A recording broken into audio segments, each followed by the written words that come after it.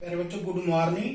I am DP Ingral, lecturer Hindi, government higher secondary school Jakhar Kathua. प्यारे बच्चों, आज हम हिंदी साहित्य का इतिहास भाग 3 कक्षा 12वीं के अंतर्गत छायावाद पढ़ेंगे। प्यारे बच्चों, छायावाद दो महायुद्धों के बीच की कविता को हिंदी साहित्य के इतिहास में छायावाद के नाम से जाना जाता है। फर्स्ट वर्ल्ड वॉर जो होता है उसकी समय सीमा है 1914 टू 1918 और दूसरा है 1939 से 1945 तक। तो ये बीच वाला जो समय है इसी को छायावाद के नाम से जाना जाता है। छायावाद की दूसरी परिभाषा डॉक्टर राम कुमार वर्मा ने बोला है कि जब आत्मा की छाया परमात्मा में और परमात्मा की छाया आत्मा में पड़ती है तो उसे छायावाद कहते हैं। डॉक्टर नगेंद्र के अनुसार छायावाद स्थूल के प्रति सूक्ष्म का विद्रोह है। स्थूल क्या है? मान लो ये एक वृक्ष है और ये एक क्या है? बेल है। ये स्थूल रूप में क्या है? मोटे तौर पर आपको क्या दिखाई दे रहा है कि एक वृक्ष है और ये एक लता है जो उसके ऊपर चढ़ रही है।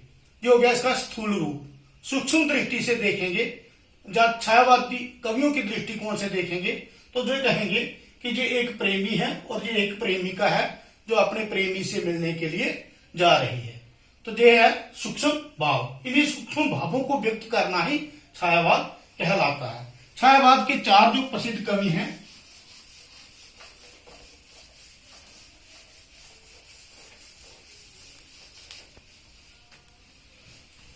जयशंकर प्रसाद,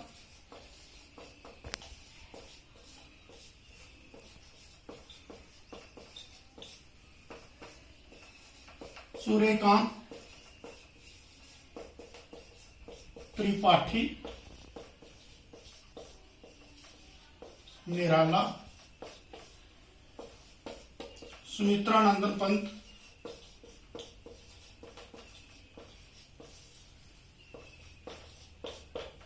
और चौथा महादेव वर्मा। इन्हें छायावाद के चार स्तंभ भी कहा जाता है।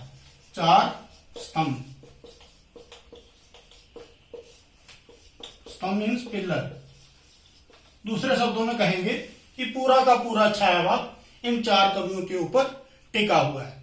इनमें जो जयशंकर प्रसाद है, इनकी किताब जो है झंकार, जो 1918 में प्रकाशित होती है, इसी से छायावाद का आरंभ माना जाता है और छायावाद के प्रवर्तक के रूप में जयशंकर प्रसाद को देखा जाता है। इसके अतिरिक्त जयशंकर प्रसाद की अनेक सारी रचनाएं लिखी गई आपको छायावाद में मिलती हैं, जिनमें आता है नाम कामायनी। ये छायावाद का सबसे प्रसिद्ध महाकाव्य है। महाकाव्य। दूसरे कवि आते हैं सूर्यकांत त्रिपाठी, निराला। प्यारे बच्चों, निराला ने इस युग में काफी कविताएं लिखी, काफी किताबें लिखी, जिनमें कुक्कुरमुत्ता, नए पत्ते, सरोज स्मृति इत्यादि, राम की शक्ति पूजा आते हैं।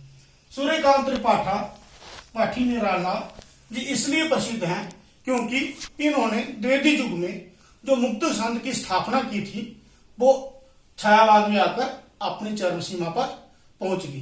प्यारे बच्चों, आपको पता होगा, जब आपको जानकर हैरानी होगी कि जब सूर्यकांत त्रिपाठी जी ने पहली कविता जूही की कली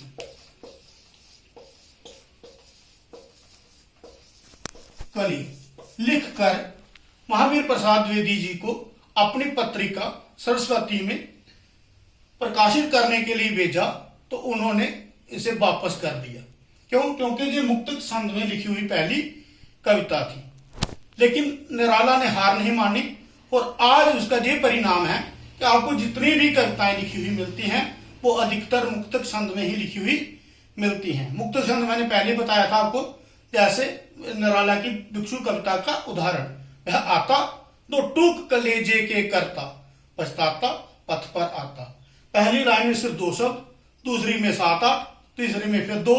तो इस प्रकार की कविताओं को हिंदी में मुक्तक छंद कहा जाता है। सुमित्रानंद पंत छायावाद के तीसरे प्रसिद्ध कवि हैं। इन्हें प्रकृति का चितेरा कवि भी कहा जाता है। सबसे ज्यादा प्रकृति का चित्रण पंत जी ने अपनी रचनाओं में किया है। और दूसरी खास बात यह पंत के बारे में मुझे है कि पंत जी हिंदी के पहले ऐसे कवि थे जिनको अपनी किताब चिदंबरा पर 1976 का ज्ञानपीठ पुरस्कार मिला।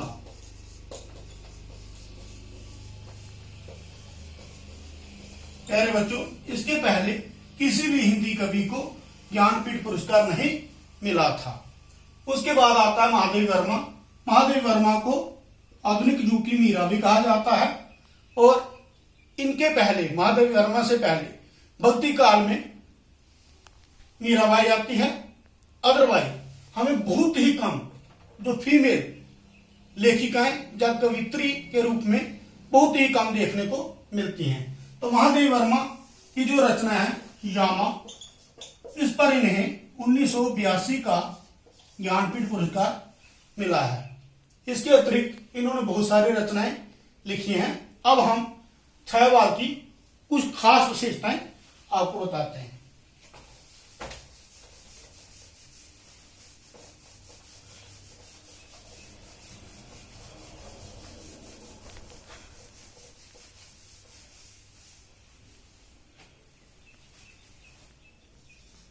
छायावाद की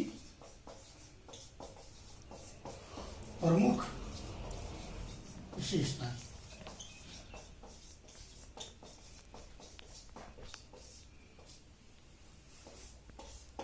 पहली, रहस्यवाद। दूसरी, प्रकृति चित्रण।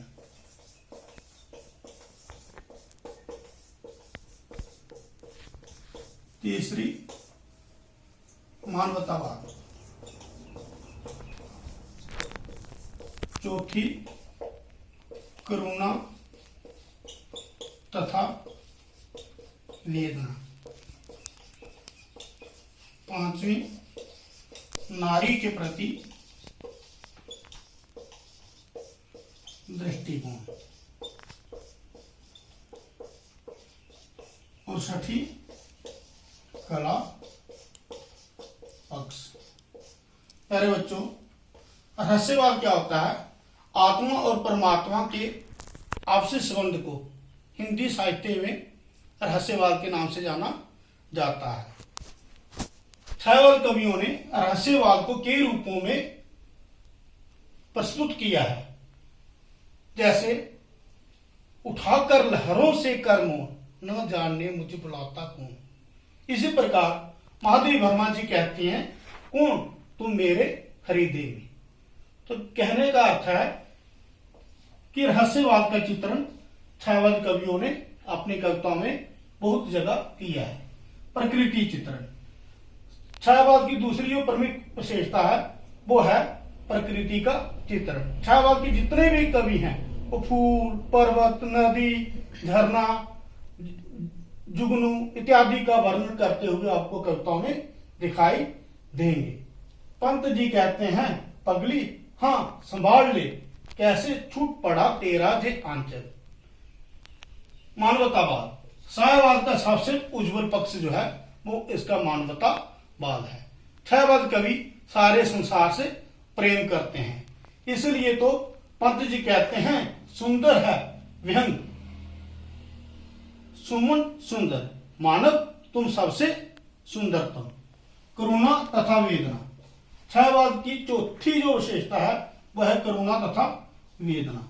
छायावाद की काफी कवियों ने अपनी कविताओं में करुण रस का चित्रण किया है, जैसे निराला की सरोज समृति, इसे तो हिंदी साहित्य का शोक गीत कहा जाता है। इसी प्रकार जयशंकर प्रसाद का आंसू हिंदी साहित्य का शोक गीत है। करुणा को व्यक्त करते हुए निराला जी कहते हैं, दुख ही जीवन की कथा रही, क्या कहूं जो नहीं कही, जब उसकी बेटी सरोज मर जाती है। इसी प्रकार महादेवी वर्मा कहती हैं, मैं नीर भरी दुख की बदली, उमड़ी कल थी मिट आज चली। नारी के प्रति दृष्टिकोण। छायावादी कवि नारी के प्रति स्वस्थ साफ सुथरा दृष्टिकोण रखते हैं। उन्होंने अपनी कविताओं में नारी की ममता, दया, सहानुभूति इत्यादि भावों का वर्णन किया है। जयशंकर प्रसाद अपनी रचना कमायनी में कहते हैं कि नारी तुम केवल श्रद्धा हो। कला पक्ष। छायावादी कवि खड़ी बोली में अपनी कविताएं लिखते थे। लगभग सभी कवियों ने खड़ी बोली का ही प्रयोग किया है। दूसरी बात, शैली के रूप में इन्होंने प्रतीकात्मक शैली को अपनाया है। जैसे कमायनी की श्रद्धा हृदय का प्रतीक, मनु मन का प्रतीक, ईड़ा बुद्धि की प्रतीक। इसी प्रकार कुकुरमुत्ता में गुलाब जो है पूंजीपतियों का प्रतीक और कुकुरमुत्ता जो है सर्वहारा वर्ग का प्रतीक। दूसरा है व्यंग्यात्मक शैली। बहुत जगह इन्होंने व्यंग्यात्मक शैली का भी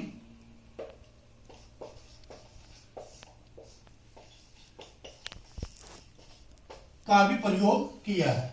छंद के रूप में मुक्त छंद की स्थापना हिंदी साहित्य में एक बहुत बड़ी देन थी। गीति तत्व का गुण छायावादी काव्य में मिलता है।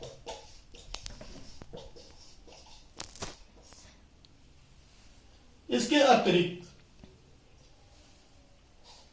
रस जो है वो श्रृंगार रस, करुण रस और कहीं कहीं वीर रस भी छायावादी कविताओं में मिलता है। तो ये सब था छायावाद की प्रमुख विशेषताएं। इसके बाद क्या है प्रगतिवाद की खास विशेषताएं देखेंगे ब्रेक के बाद। Okay, stay home, stay safe.